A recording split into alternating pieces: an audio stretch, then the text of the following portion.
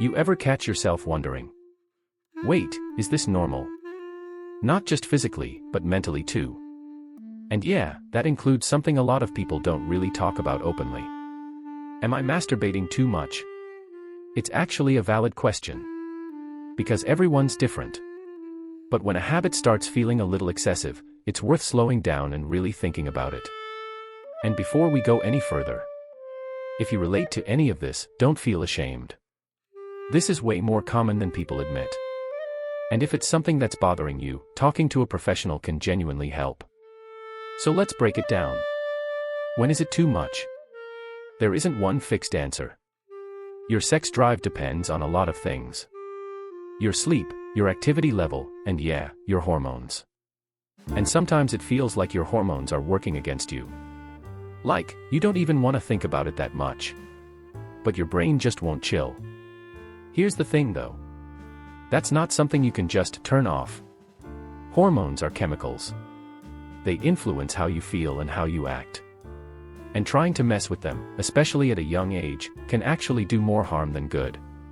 Also, masturbation itself. It's not bad. It's natural. Research has even shown that early experiences with it don't mess up your development or how you function later in life. But here's where it becomes a problem.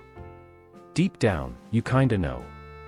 If you're doing it multiple times a day, to the point your body feels drained, or you're literally planning your day around it, yeah, that's a sign it's getting out of control. It starts affecting your baseline happiness. During lockdown, researchers noticed something interesting. People weren't just doing it out of desire anymore. They were doing it to escape stress, boredom, anxiety. And that's where it gets tricky.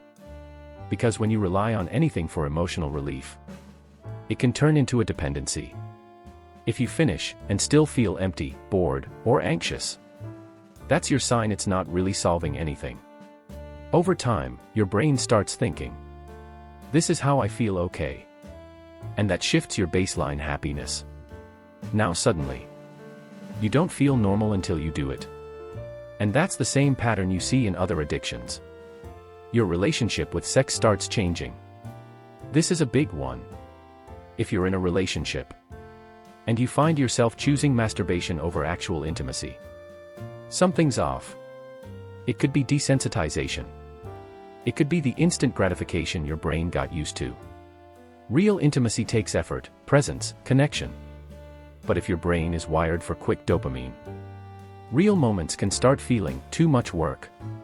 And that can seriously affect your relationship. Because intimacy isn't just physical. It's emotional too. And when that's missing, both people feel it. And here's the truth most people ignore. Doing it more doesn't actually fix how you feel. Yeah, it gives you a quick dopamine hit. But it's temporary. If you're using it to escape negative emotions, those emotions are still there afterward. Sometimes even stronger. And then comes something a lot of people don't talk about. Guilt. Depending on your beliefs, upbringing, or personal values, you might feel wrong after doing it. Now imagine that cycle. You feel bad, you do it to feel better, you feel guilty, you feel worse. That loop can mess with your mental health over time. So what can you actually do? Start simple. Try to reduce how often you're doing it. Pay attention to your triggers. Is it boredom? Stress? Loneliness? Sometimes it's as small as deleting certain apps, avoiding certain content, changing your routine. You'd be surprised how many habits are connected to this one. And look, it's not easy to admit when something personal like this becomes a problem. But awareness, that's the first step. If you're younger, your hormones are probably at their peak right now. It usually balances out over time. But if you're older, and it's still affecting your life, it might be time to take it seriously. Get distractions. Stay active. Socialize more. And if needed, talk to a therapist. Because sometimes, this habit isn't the main problem. It's just a symptom of something deeper, like anxiety or depression. So let me ask you this. Have you ever felt like you're doing it more for escape than actual desire? If yeah, you're not alone. And if you figured out ways to deal with it, share it.